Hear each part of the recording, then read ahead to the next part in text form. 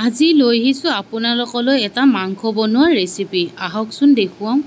নমস্কাৰ সকলোলৈ, মোৰ নৱনীতা ব্লগত আপোনালোকক সকলোকে স্বাগতম জনাইছোঁ।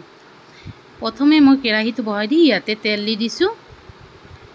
ইয়াৰ পাছত মই আলুখিনি ভাজি ল'ম, কাৰণ আমি মাংসত আলু দিলে আগতে ভাজি লওঁ, গতিকে আলুখিনি আগতে ধুনীয়াকৈ ভাজি ল'ম। ইয়াৰ পাছত আলুখিনি ভজা হোৱাৰ পাছত আমি আলুখিনি উঠাই দিম। আপোনালোকে বাৰু কেনেকৈ বনাই জনাবচোন, আমি কিন্তু এনেকৈ বনাওঁ। ইয়াৰ পাছত আলুখিনি উঠোৱা হোৱাৰ পাছত এই তেলখিনিতে আমি মাংসখিনি বহাই দিম।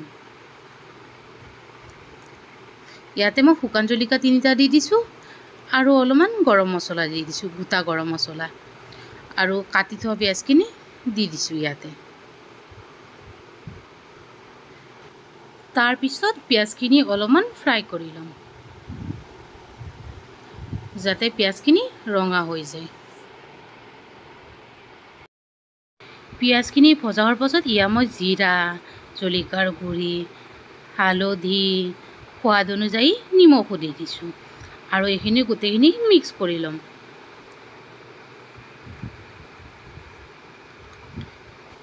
মছলাখিনি ভজা হোৱাৰ পাছত ইয়াতে মই চিকেনখিনি দি দিছোঁ। তাৰপিছত এইখিনি মই অলপমান লাৰি দিম ধুনীয়াকৈ, যাতে মছলাখিনি পিঁয়াজখিনি চবখিনি মিক্স হৈ যায়।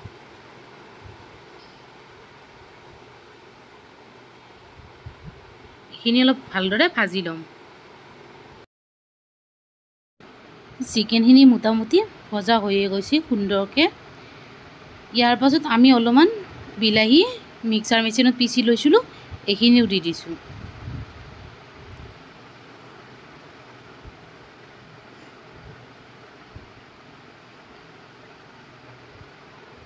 তাৰপিছত ভাজি থোৱা আলুখিনি ইয়াতে দি দিছোঁ।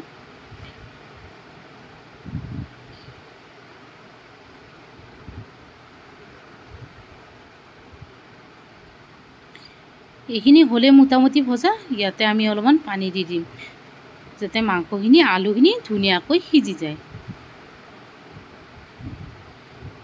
আৰু 10 মিনিটমান গেছতে বহাই থৈ দিম। দেখিছে উতল আহিছে, আমাৰ চিকেন ৰেডি। ইয়াৰ ওপৰত মই অলপমান ধনিয়া কাটি দি দিম।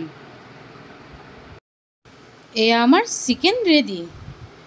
ভিডিঅ'টো চাই কেনেকুৱা পালে জনাবচোন। আজিলৈ ইমানেই, বাই বাই।